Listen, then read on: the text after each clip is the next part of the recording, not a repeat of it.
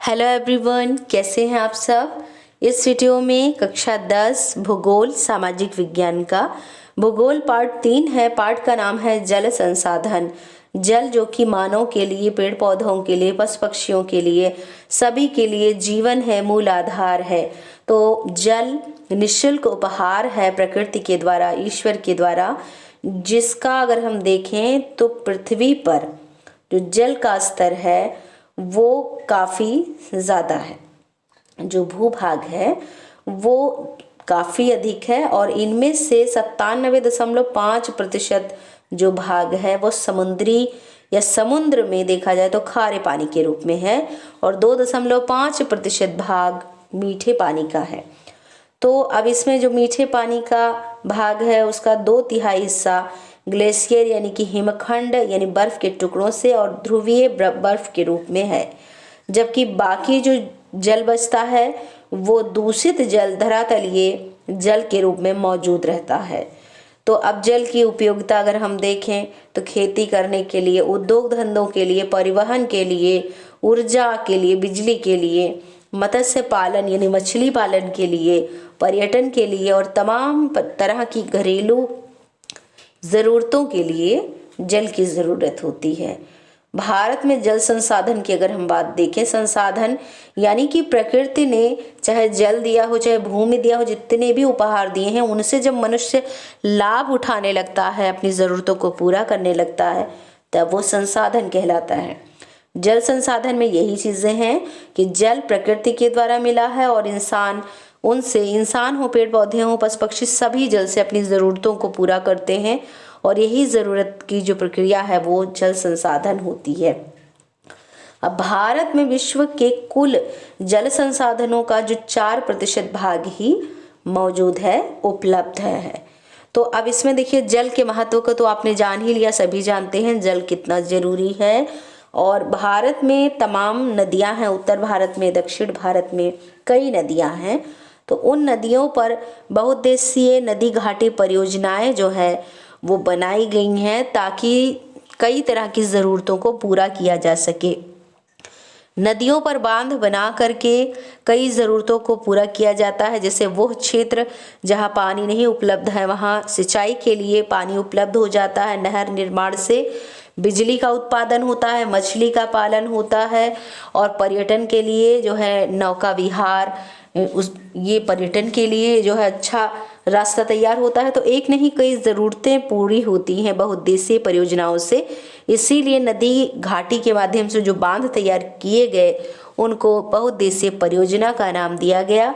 भारत के कई नदियों पर परियोजनाओं को जो है बनाया गया है और उनका नाम दिया गया है। जैसे सलाल परियोजना है, ये चेनाब नदी पर बनाई गई है। भाखड़ा नागल परियोजना सतलुज नदी पर बनाई गई है। टिहरी परियोजना भागीरथी नदी पर बनाई गई है और नरोरा परियोजना गंगा नदी पर, राणा प्रताप सागर परियोजना चंबल नदी पर, गांधी सागर परियोजना चंबल नदी पर, कोटा बैराज परियोजना चंबल नदी पर, सरदार सरोवर बांध परियोजना जो है वो नर्मदा नदी पर, कोयना परियोजना जो है वो कृष्णा नदी पर, नागार्जुन सागर परियोजना कृष्णा नदी पर, तुंगभद्रा परियोजना कृष्णा नदी पर, हीराकुंड परियोजना महानदी पर और दामोदर घाटी परियोजना दामोदर नदी पर, मैटूर जो परियोजना है कावेरी नदी पर है, तिलैया परियोजना दामोदर नदी पर है और कृष्ण राज सागर परियोजना कावेरी नदी पर है। तो इस तरह से कई नदी परियोजनाओं के माध्यम से बांध का निर्माण किया गया ताकि सिंचाई के लिए अन्य क्षेत्रों में जहां पानी नहीं उपलब्ध है वहां सिंचाई किया जा सके, मछली पालन हो सके, बिजली का उत्पादन हो सके और पर्यटन के लिए भी एक अच्छा स्थान तैयार हो सके। वृक्षारोपण यानी पेड़ों को भी बहुत अधिक मात्रा में लगाया जाता है। बांध के आसपास तरह तरह के फूल को लगाया जाता है। तो इस तरह से वहाँ एक बहुत ही रमणीय या सुंदर स्थान तैयार हो जाता है जिससे लोग वहाँ घूमने टहलने भी जाते हैं। तो वो एक पर्यटन का क्षेत्र बन जाता है। तो कई फायदे हैं इनसे, लेकिन इनके बहुउद्देशीय जो परियोजनाएं हैं इनके खिलाफ आंदोलन भी हुए हैं। जैसे कि देखिए गुजरात की नर्मदा नदी पर बनाया गया जो सरदार सरोवर बांध है उसके लिए भी नर्मदा बचाओ आंदोलन किया गया था। तो इसी तरह से भागीरथी जो नदी है, इस पर टिहरी बांध परियोजना के खिलाफ भी सामाजिक आंदोलन हुआ। उत्तर प्रदेश में सोन नदी पर रिहंद घाटी परियोजना है, इसके खिलाफ भी सार्वजनिक आंदोलन हुए। और कर्नाटक और तमिलनाडु के बीच जो बहुउद्देशीय परियोजनाओं की जो व्यवस्था है, उसके फायदे को साझा करने के संबंध में अंतर्राष्ट्रीय जल विवाद की परिस्थिति जो है वो उत्पन्न हुई। ये एक सामान्य परिस्थिति है। तो इस तरह से बांध परियोजनाएं बनाई भी गई, इनसे फायदे भी उठाए गए और इनके खिलाफ विरोध भी हुए। तो इस पाठ में यही जानकारी है कि जल संसाधन है क्या और उनसे किस तरह से बांध का निर्माण किया गया है, ज़रूरतों को, अन्य ज़रूरतों को पूरा किया गया है और उनका जल का संरक्षण कैसे किया जाए, कैसे इनको भविष्य के लिए सुरक्षित किया जाए और किस तरह से वर्षा के जल को संग्रहित किया जाए या इकट्ठा किया जाए या उसका भी यूज़ किया जाए। तो ये सारी जानकारी इस पाठ में है, क्योंकि भारत में कुछ क्षेत्र ऐसे हैं जहाँ बारिश बहुत ज़्यादा होती है, मासिनराम में जैसे ज़्यादा होती है, चेरापूंजी में। वहीं अगर राजस्थान में देखें तो बारिश कम होती है। तो अब ऐसे क्षेत्र जहाँ पर बारिश कम होती है वहाँ उसकी उपलब्धता को बेहतर किया जाए और जहाँ अधिक बारिश होती है वहाँ जल को संरक्षित किया जाए। तो ये सारी चीज़ें इस पाठ में हैं। तो इसी पाठ से संबंधित कुछ बहुविकल्पीय प्रश्न उत्तर हैं। जैसे पहला प्रश्न है, उत्तर प्रदेश की सबसे बड़ी नदी घाटी परियोजना कौन सी है? तो रिहंद बांध परियोजना है। अगला प्रश्न है, हीराकुंड परियोजना किस नदी पर निर्मित है? महानदी पर, उड़ीसा में है ये। अगला प्रश्न है, भारत की प्रथम नदी घाटी परियोजना कौन सी है? तो दामोदर घाटी परियोजना दामोदर नदी पर है।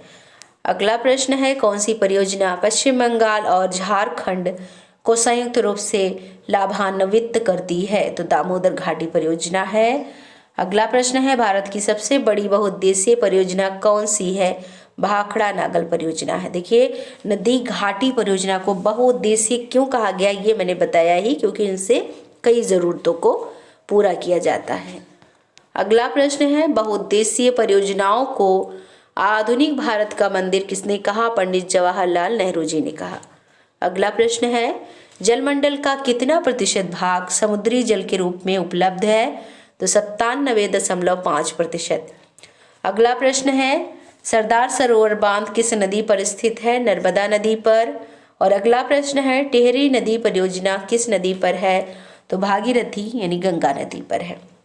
अगला जो प्रश्न है, 11वीं शताब्दी में निर्मित प्राचीन भारत की सबसे बड़ी कृत्रिम झील कौन सी है? देखिए, कृत्रिम झील वो होती है जो मानव निर्मित करता है और आर्टिफिशियल जिसको कह सकते हैं, और प्राकृतिक वो होती है जो कुदरती तरीके से तैयार होती है। तो सबसे बड़ी कृत्रिम झील जो है वो भोपाल झील है, भोपाल में। तो अब देखिए, सोशल साइंस में क्या है, टॉपिक को आप समझ लीजिए और सुन करके उसको लिखिए ताकि राइटिंग में भी सुधार हो और आपको याद भी हो जाए। और परीक्षा में जो क्वेश्चन पेपर आपको मिलेगा, एक भी प्रश्न को छोड़ना नहीं है, सारे प्रश्नों को आपको हल करना है और प्रश्न को पढ़ना है, प्रश्न को समझ करके फिर उसके उत्तर को साफ साफ सुंदर सुंदर अक्षर में लिखना है। तो थैंक यू।